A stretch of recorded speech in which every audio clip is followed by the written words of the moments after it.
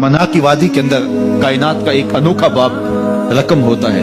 ये भी इम्तिहान है हजरत इब्राहिम खलीलुल्लाह का। मना की वादी है, जमाना कांप रहा है, मना की वादियों पर थरथराहट है, मालिक कयामत आने वाली है। फरिश्ते भी पूछ रहे हैं कि मालिक क्या होने वाला है।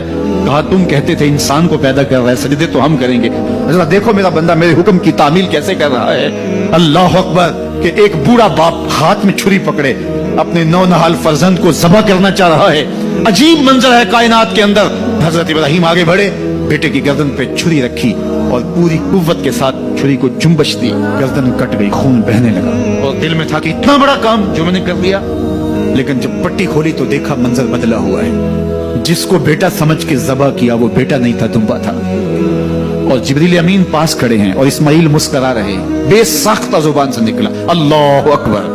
तो हजरत इस्माइल बोले ला इलाहा इल्लल्लाह वल्लाहु अकबर। जिब्रील बोले अल्लाह अकबर वलिल्लाहिल हम्द।